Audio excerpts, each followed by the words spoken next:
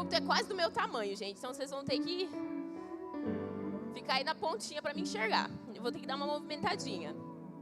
Eu sou a Isha Menegassi, eu tenho 26 anos de idade, eu tenho o privilégio... Não precisa tirar, não, pode deixar, tô acostumada.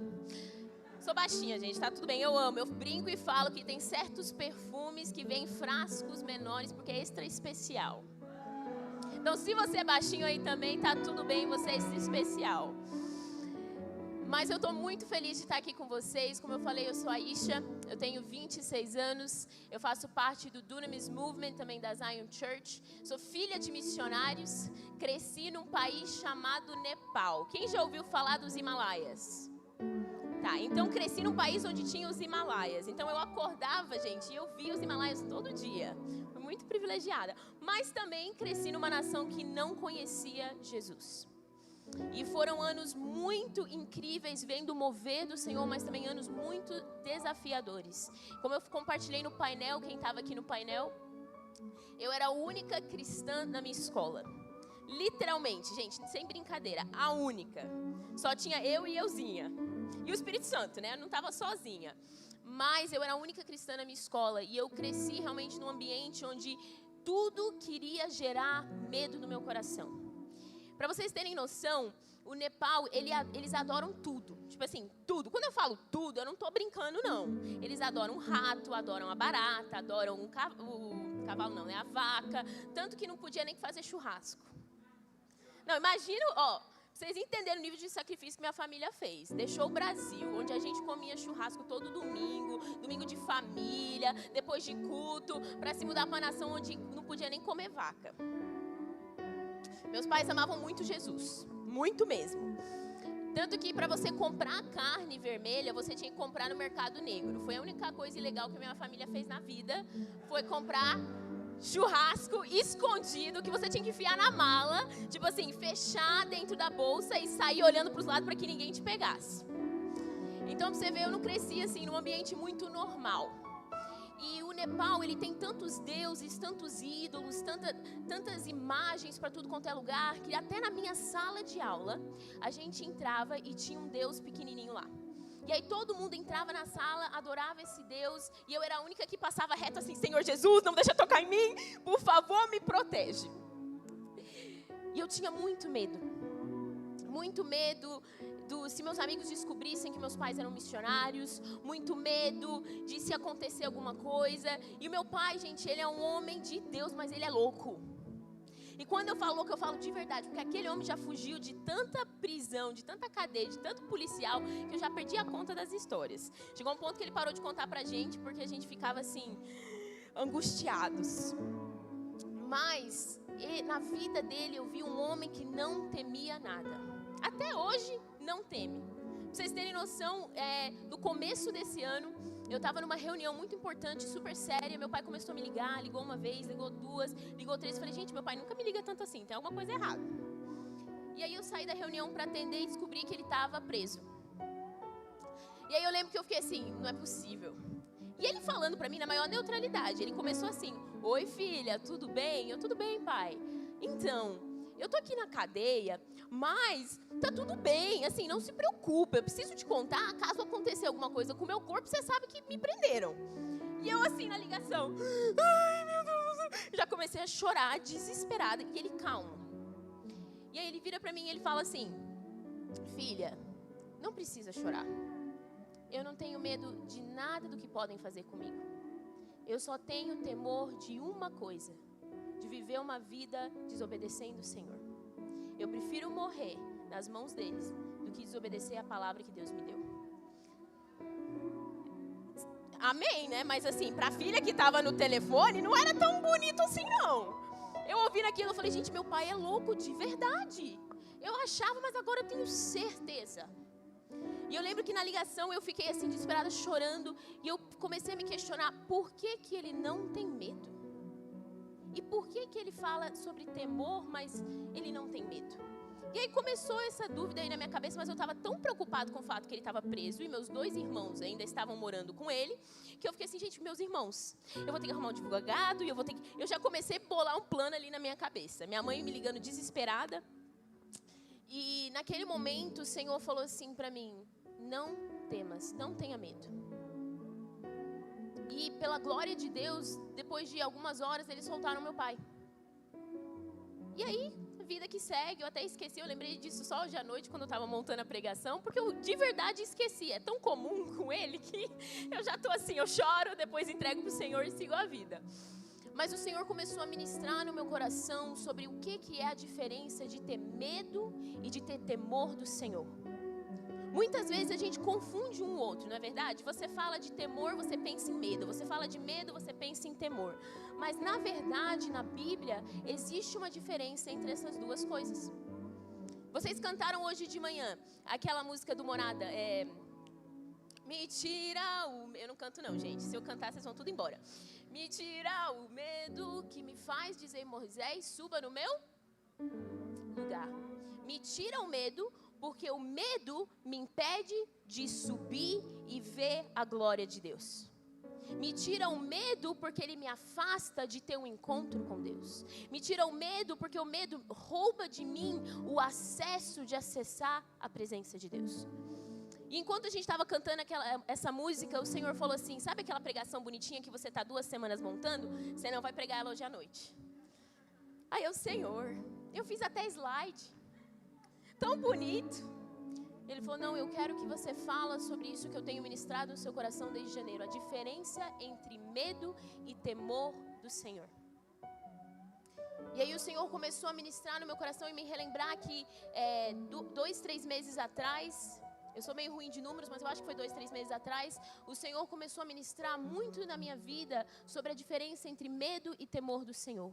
E como, na verdade, o medo nos impede de acessar novos níveis na presença de Deus.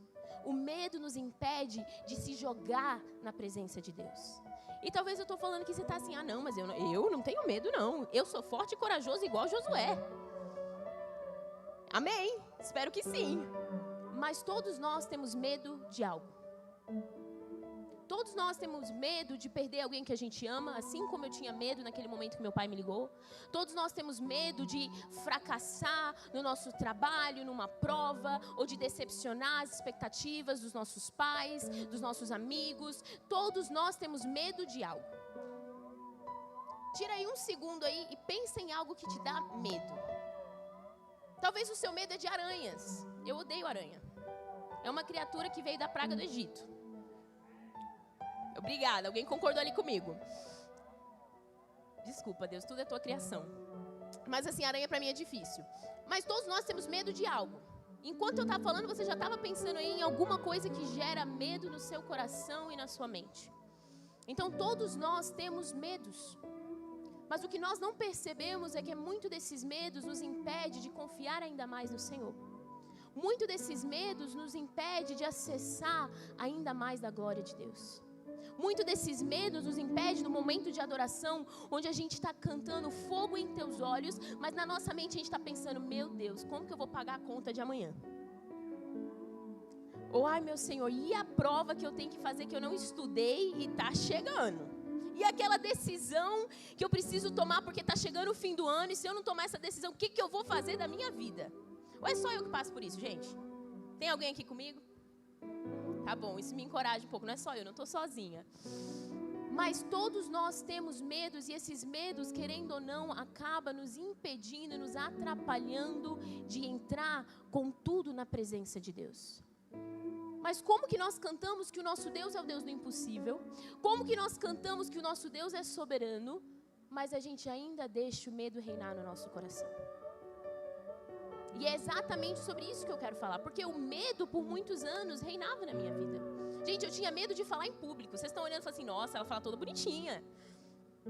Mas o que você não sabe, que 8 anos atrás, a primeira vez que me botaram para pregar, eu estava assim, ó. Eu não sabia se eu segurava o microfone ou se eu segurava a minha perna. De tão nervosa que eu estava.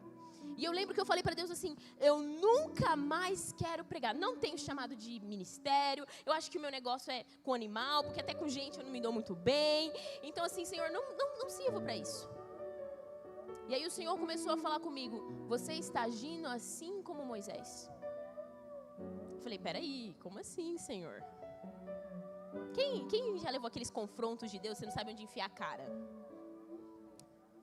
Tem gente que Deus fala todo fofinho. Comigo não é assim. Eu tenho uma menina que eu discipulo que ela fala assim pra mim: você sabe o que Jesus falou pra mim? Aí o quê? Jesus me chamou de uma princesa pescadora. Aí eu falei: Deus, por que comigo não é assim não? Fofinho, legal. Não, comigo é lapada. Mas eu me conforto naquela palavra que fala que o Senhor disciplina os filhos que Ele ama. Amém? Mas nós vemos que o medo, ele é algo que nos impede de viver o chamado de Deus. A gente vê isso quando Deus chama Moisés na sarça ardente. Moisés, ele vê uma sarça queimando, mas não sendo consumida pelo fogo. E na sua curiosidade, ele dá um passo em direção para ver o que é. E só um parênteses aqui, muitas vezes a gente acha que ser curioso é ruim. Curioso para fofoca é ruim, mas ser curioso das coisas de Deus não é ruim. Talvez você está aqui e você está assim: eu não estou sentindo o que todo mundo está sentindo, não. Eu não estou chorando igual fulano está chorando. Meu colega ali não para de chorar no chão. Mas eu não estou sentindo nada. Mas é essa curiosidade que vai levar você a buscar mais de Deus. Vai fazer você orar umas orações perigosas. Vai levar você a falar: Deus, eu também quero viver. Se fulano está vivendo, também quero. Eu também sou filho, eu também quero experimentar isso. Então deixa Deus usar essa curiosidade para o reino. Não para fazer coisa errada, para o reino. Combinado? Combinado, gente? Estão vivos? Eu preciso de interação. Eu sei que eu sou divertida, mas se vocês não ir comigo, eu não vou conseguir fluir. Vamos lá. Então, o medo, ele é algo que nos paralisa e nos segura para trás de viver as coisas de Deus. Então, Moisés, ele vê a sarça ardente, isso atrai ele, a curiosidade dele leva ele mais próximo. E naquele momento, o Senhor revela quem ele é e libera sobre Moisés o chamado dele. Vá e liberta o povo do Egito, liberta o povo da escravidão. E o que Moisés fala? Senhor, mas eu não falo muito bem. Senhor, mas quem disse que eles vão me ouvir? Senhor, mas você tem certeza? Tipo assim, Arão ali, meu primo, ele é mais... Meu irmão, desculpa. É mais legal, assim, tem a personalidade de líder. E talvez eu estou falando que você já está pensando aí naquilo que Deus já falou para você fazer e você não anda fazendo. Tem gente que até baixou a cabeça. Deixa Deus falar. Mas muitas vezes o Senhor libera sobre nós uma palavra, um chamado, e nós começamos a questionar: Senhor, mas eu não tenho a história mais bonita. Senhor, eu não falo tão bem. Senhor, meu irmão é muito mais inteligente, muito mais capaz do que eu. Senhor, eu não consigo por causa disso e por causa daquilo, mas amanhã... E a gente dá uma lista de desculpas para o Senhor. Mas sabe o que eu e você esquecemos? Que Ele que nos criou. Então quem sabe o que a gente é capaz ou não de fazer é o Senhor. Quem nos capacita é o Senhor. E muitas vezes o Senhor vai nos chamar a fazer coisas que nós achamos que é impossível para nós. Por quê? Porque se fosse possível para mim e para você, nós iríamos fazer na força do nosso braço. E a palavra diz em Zacarias 4:6, não é por força ou por violência, mas sim pelo Espírito do Senhor. Então o Senhor, Ele nos convida a depender dEle, mas muitas vezes o medo tenta nos segurar para trás. Quando Deus começou a falar comigo sobre ministério, sobre ensinar a palavra, eu ri na cara de Deus. De verdade, eu sou bem sincera. Eu ri. Falei: Deus, meu irmão fala 5 idiomas, inteligente, bonito, olha lá, Senhor. Meu pai, minha mãe, a menina que... mais tímida da família, a menina que, com a história, entre meus irmãos, a história mais improvável. Porque o que muitos não conheciam do meu testemunho é que quando eu era criança, eu sofri alguns abusos que fizeram eu silenciar a minha voz. Então eu tinha medo de tudo. Eu tinha medo de pessoas, eu tinha medo de falar, eu tinha medo de tudo. Quando eu falo tudo, era tudo, gente. Eu tinha medo do escuro, eu tinha medo de tudo. E aí o Senhor começou a falar comigo: quero que você use a sua voz. Mas o inimigo tinha tentado me silenciar tantas vezes de usar a minha voz, que eu não achava que eu era capaz. Eu tinha vergonha do meu testemunho, eu tinha vergonha da minha história, eu tinha vergonha do que eu tinha vivido. Eu não achava que eu era digna de estar num palco pregando a palavra de Deus. E o medo me parou por muito tempo de viver coisas incríveis com Deus. Mas eu creio que essa noite o Senhor vai quebrar, destruir todos os medos que têm nos impedido de viver a palavra de Deus. Amém?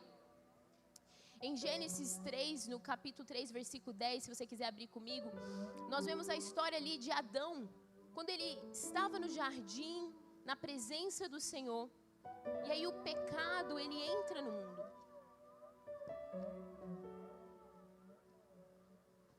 E a partir do momento que o pecado, ele entra no mundo, entra também o medo e essa vontade de esconder da presença de Deus, de esconder das coisas de Deus. No capítulo 3, no versículo 10, vai dizer assim, vou começar na verdade no versículo 8. Ouvindo o homem e a sua mulher os passos do Senhor Deus que andava pelo jardim quando soprava a brisa do dia, esconderam-se da presença do Senhor Deus entre as árvores do jardim. Mas o Senhor Deus chamou o homem perguntando: onde você está?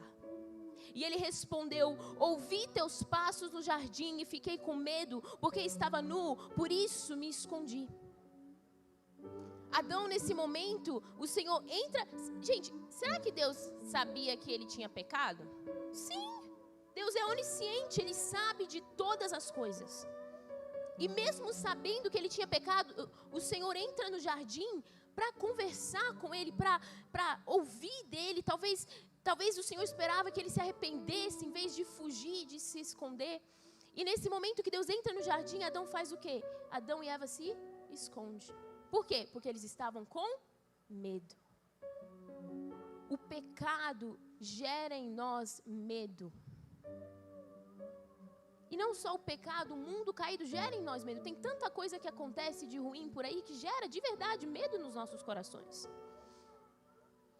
Mas o medo nos leva a fugir da presença de Deus.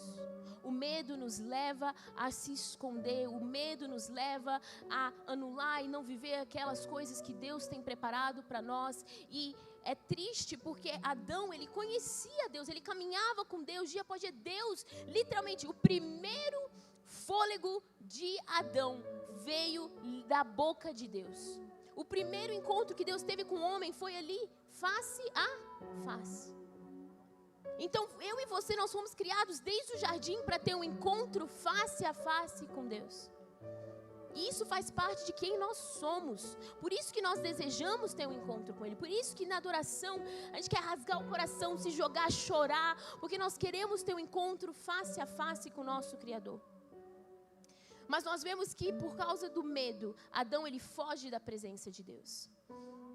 Mas algo interessante que nós vemos em Hebreus 12. O Yusuke leu isso ontem, a gente vai abrir aqui de novo. Hebreus 12. Se você puder abrir aí comigo. A gente vai ter muita Bíblia, gente. Acompanha aí comigo. Eu sei que essa é uma casa de Bíblia. 18 a 21.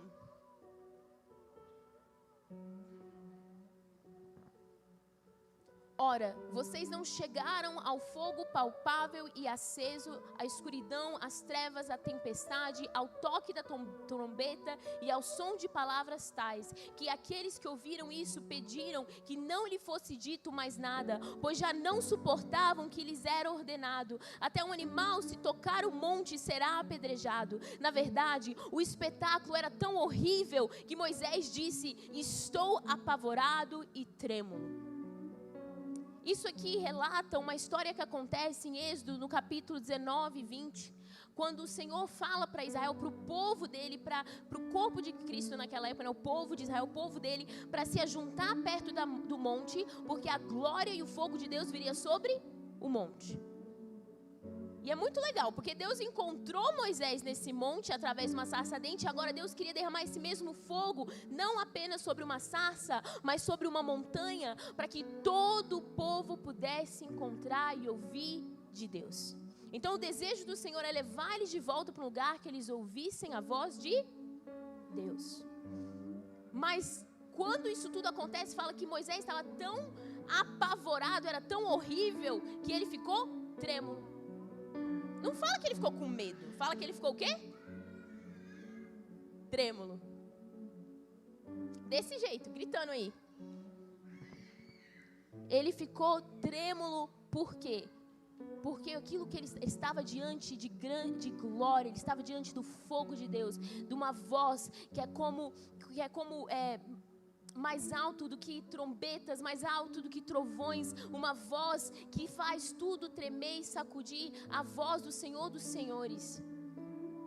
Mas ele não ficou com medo, a palavra diz aqui que ele ficou trêmulo, porque existe uma diferença entre estar com medo e estar trêmulo. Abre aí comigo em Êxodo no capítulo 20, versículo 20, a gente vai ficar um tempinho aqui.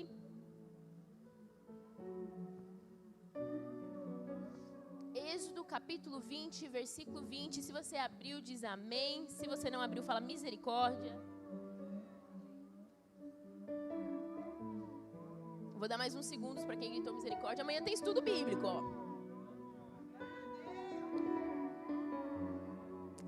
Êxodo capítulo 20, versículo 20. Moisés disse ao povo: não tenham. Deus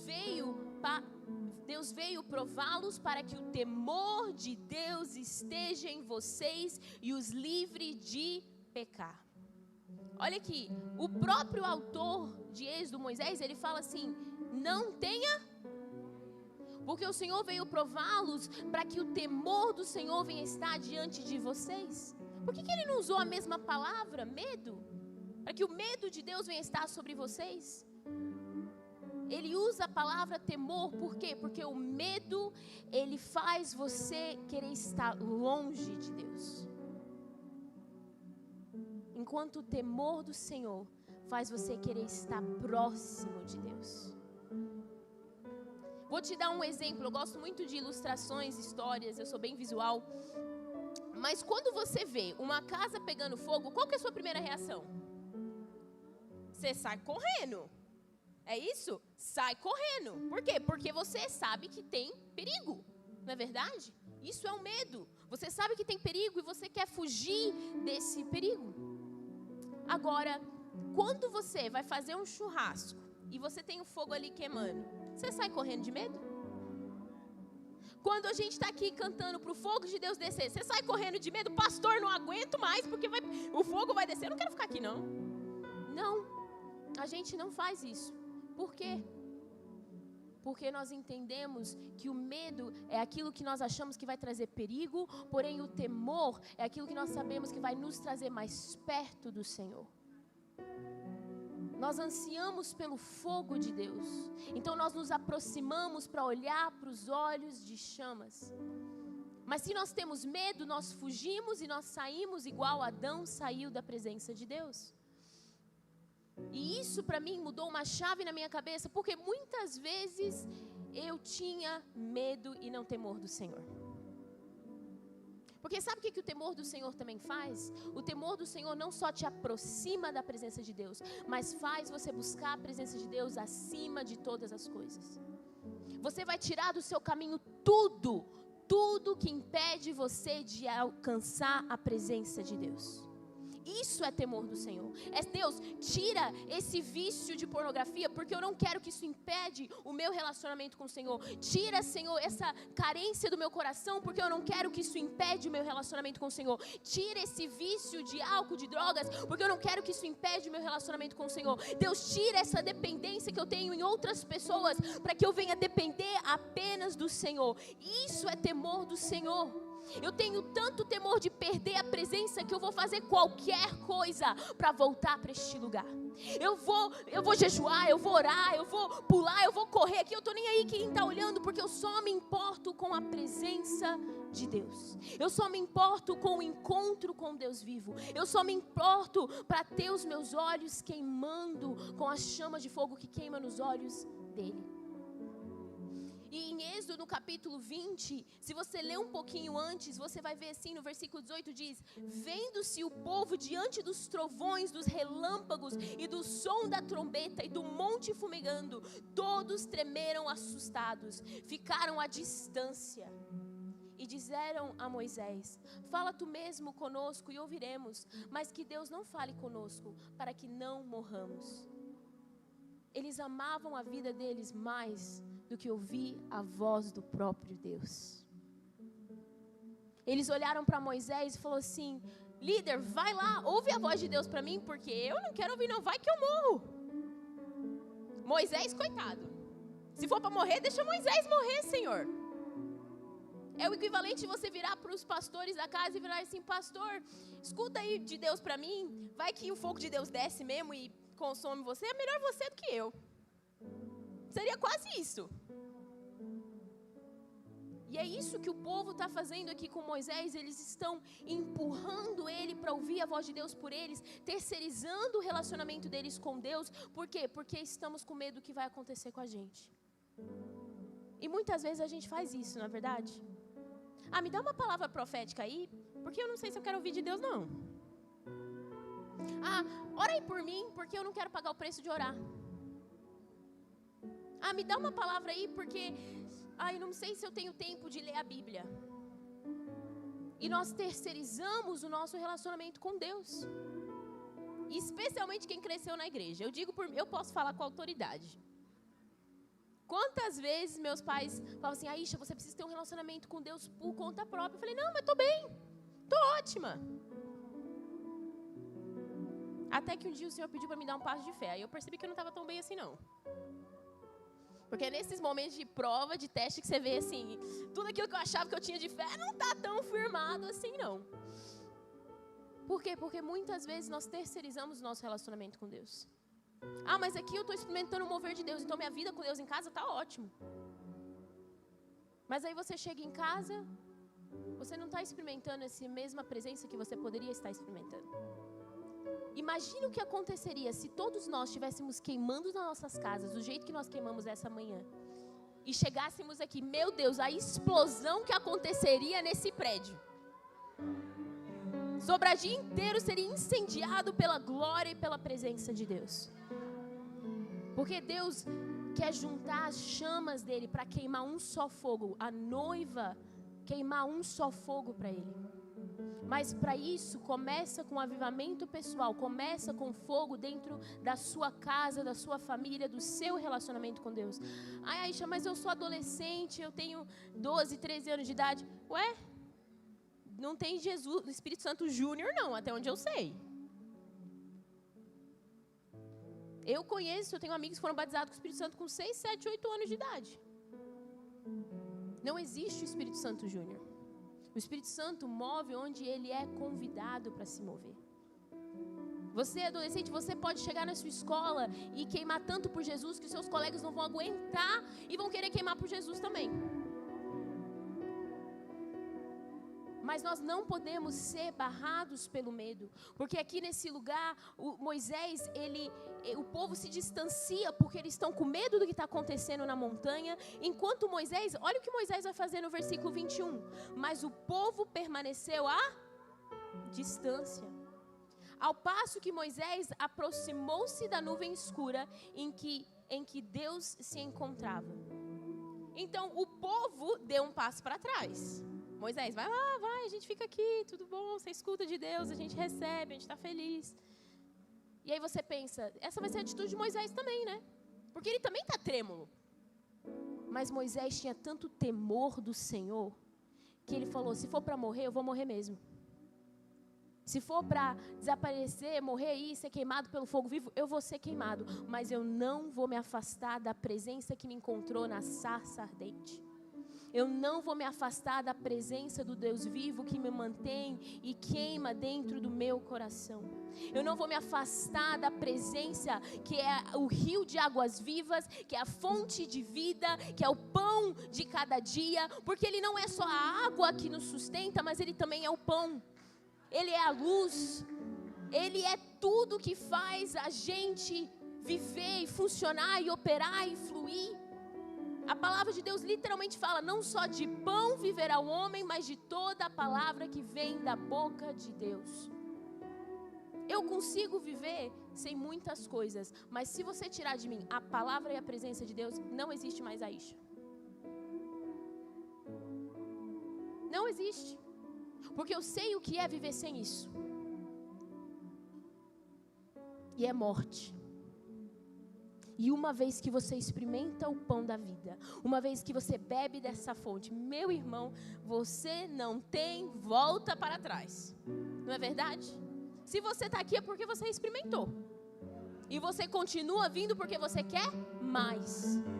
E agora o Senhor está te mostrando que não é para você deixar mais o medo te impedir, te barrar, mas assim como Moisés, no temor do Senhor, eu vou afastar tudo que está me segurando da presença, e eu vou entrar com os 2 pés para cima.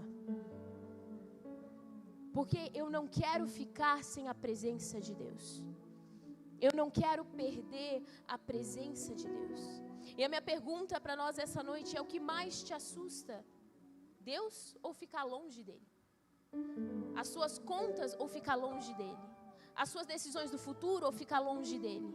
As suas preocupações que estão acontecendo em casa ou ficar longe dele? O que mais te dá medo nesse momento? Será que você tem medo ou você tem temor? E tá tudo bem porque eu estou falando e eu estou sendo confrontada enquanto eu falo com você também. Porque assim como você, eu me preocupo com o futuro. Eu me preocupo com o amanhã e coisas que vão acontecer. E todo dia eu preciso declarar sobre a minha mente: o Senhor está no controle de todas as coisas. Eu desejo e eu anseio apenas uma coisa: a tua presença. Uma coisa eu peço, uma coisa eu desejo, é habitar na presença do Senhor todos os dias da minha vida. E eu vou continuar declarando isso toda manhã, até que isso se torne uma verdade na minha vida. E o Senhor está nos convidando não para ser perfeito, mas de começar a declarar isso. Deus, tira da minha vida tudo aquilo que me impede de entrar na tua presença. Tira da minha vida tudo aquilo que me impede de viver os propósitos de Deus. O Senhor já falou comigo que eu preciso começar a servir na igreja fazendo isso. Mas aqui eu estou impedida com medo do que as pessoas vão pensar. Impedida com medo daquilo que vão dizer. Ai, mas e se eu errar? E se o pastor olhar para mim e falar assim: meu filho, você não é muito bom nisso? Tá tudo bem. Obedeça a palavra de Deus. Quebra esse temor. Aquilo que o pastor falou do Ben 10 hoje, eu ri tanto e eu fiquei rindo sozinha lá no quarto. A gente fica querendo agradar todo mundo, que a gente vai se perdendo, quando na verdade nós fomos chamados para agradar apenas um. Deixa eu te contar uma coisa: você vive nessa terra para audiência de uma pessoa. Eu não estou pregando aqui para todos vocês, estou pregando para uma pessoa. Eu vivo a minha vida vivendo ela por uma pessoa. E o nome dele é Jesus. Você vive para a audiência de um. Agradar um, obedecer um, amar um. Porque naturalmente, quando você agrada ele, busca ele, ama ele, você ama as pessoas melhor. Quando você busca ele, agrada ele, obedece ele, você não quer nem saber mais de pecado. Gente, tem coisa que as pessoas viram para mim e falam assim: ai, você é radical demais. Sou mesmo. Eu prefiro ser radical e ir com tudo e buscar a presença de Deus, do que deixar 1 milímetro me desviar, porque esse milímetro daqui a pouco vira um pouquinho mais, daqui a pouco tá enorme, daqui a pouco eu tô caindo, eu nem sei como que eu cheguei aqui. Porque eu fui me comprometer, fugiu a palavra, eu fui me entregando aos poucos, ao pecado, às minhas vontades, aos meus desejos. E nós precisamos ter cuidado com isso. E algo muito forte é que, se você olhar um pouquinho antes em Êxodo 19, no versículo 24, se você quiser abrir comigo, 19, 24, diz assim: o Senhor respondeu: desça e depois torne a subir, acompanhado de Arão. Quanto aos sacerdotes e o povo, não devem ultrapassar o limite para subir ao Senhor, senão o Senhor os fulminará. Então Moisés desceu e avisou o povo. Então no capítulo 19, Deus fala assim para Moisés: sobe você e quem? Quem está aí? Arão. Só para ver se vocês estavam dormindo. Moisés e Arão. Mas a gente vê aqui no capítulo 20, versículo 20, que quem que sobe? Moisés. Gente, cadê Arão? Deus não chamou os dois? Porém só um subiu. E sabe o que acontece quando Arão não sobe? Ele constrói o bezerro de ouro. Porque ele escolheu o conforto do povo, dos homens, mais do que o conforto da presença de Deus. Porque quando nós escolhemos e nós procuramos o conforto nas pessoas, mais do que nós procuramos na presença de Deus, o que acontece é que nós perdemos a oportunidade de ter um encontro com Deus e nós acabamos criando ídolos na nossa vida.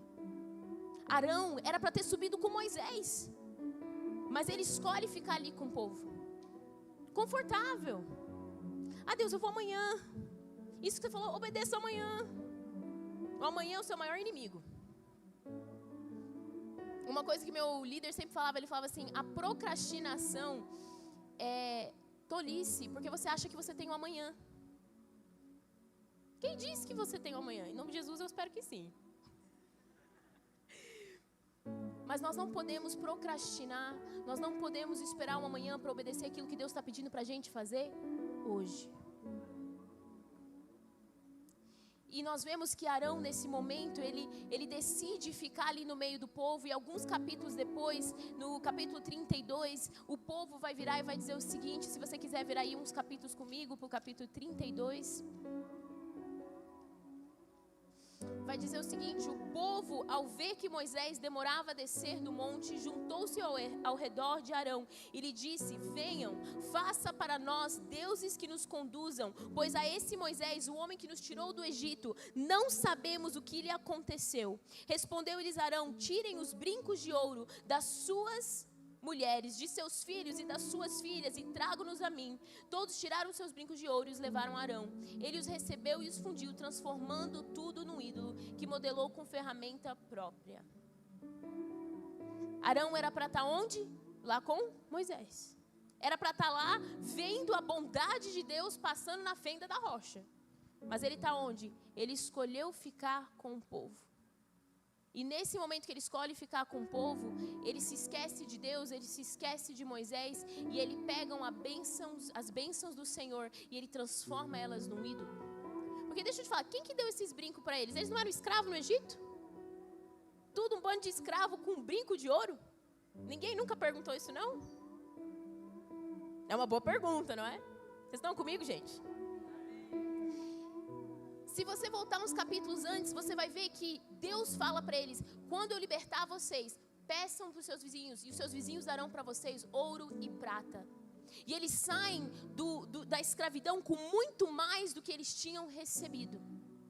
Eles tinham nada, e o Senhor deu para eles todo o ouro, toda a prata, todas as bênçãos que eles tinham. Mas o que aconteceu nesse momento? Eles pegaram as bênçãos do Senhor e transformaram essas bênçãos no ídolo. Porque quando nós ficamos no nosso conforto, aquilo que Deus te dá como bênção acaba se tornando um ídolo na nossa vida.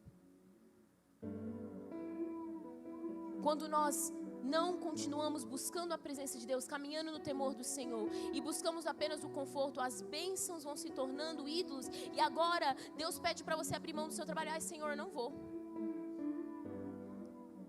Ah, Deus, não. Você quer que eu sirva no ministério integral? Senhor, você quer que eu troque de emprego? Mas eu nem gosto de fazer aquilo, Senhor. Mas é lá que eu quero te usar para alcançar a vida de pessoas. Mas eu estou tão confortável, estou tão acostumada, e aí a gente faz o quê? A gente vai e fala com os amigos que vão aconselhar você a fazer aquilo que você já quer fazer, né? Porque a gente é esperto. Aí você vai para aquele amigo que vai falar assim: não, Deus não pediria isso de você. Sacrifício? Não. Está ouvindo errado. Estou errada, gente?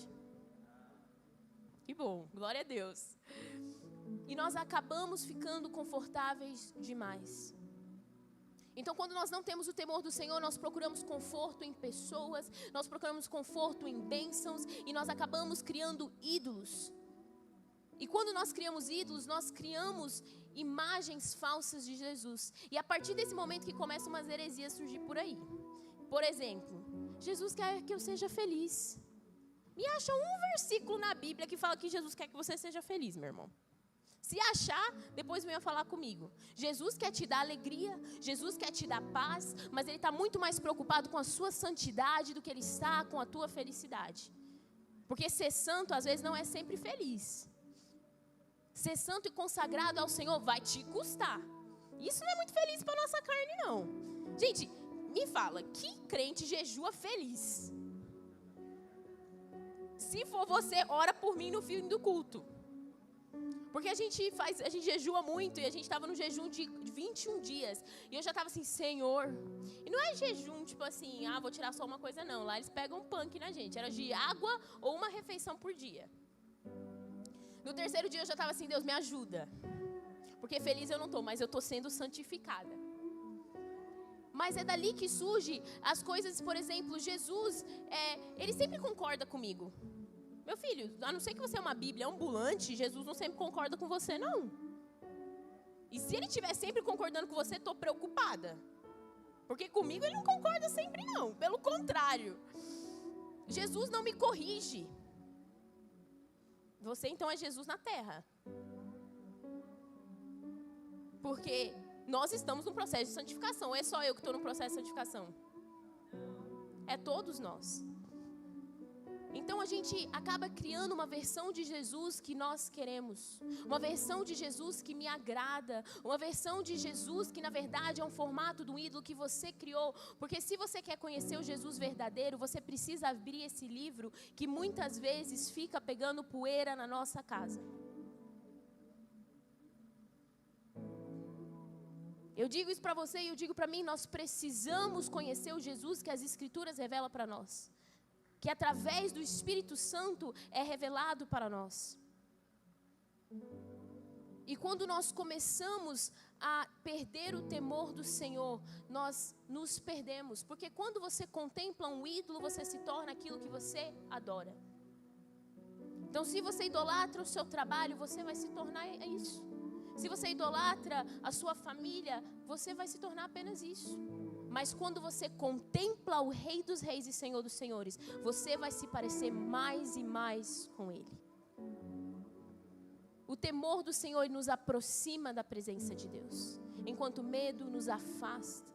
O temor do Senhor nos leva a tirar tudo da nossa vida, porque ficamos aterrorizados de viver longe da presença de Deus. Quando foi a última vez que você estava tão desesperado, tão desesperado, tão desesperado? Senhor, eu preciso da Tua presença. E se eu não tiver a Sua presença, eu vou morrer.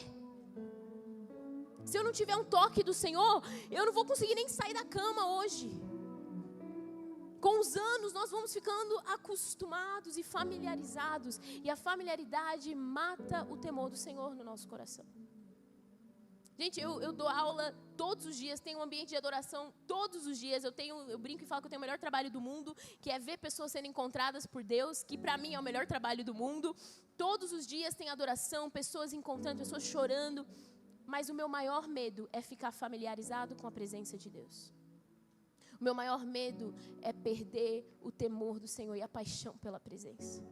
Porque eu não estou nem aí se eu estou com 40, 50 anos de igreja, de evangelho. Eu quero continuar queimando por Jesus, como eu queimei no primeiro dia. E eu queria gritar para a rua falando, eu amo esse homem em branco. Eu amo esse homem com os olhos como chama de fogo. Porque sabe o que o temor do Senhor faz na nossa vida? O temor do Senhor nos leva a ter encontros como Isaías 6.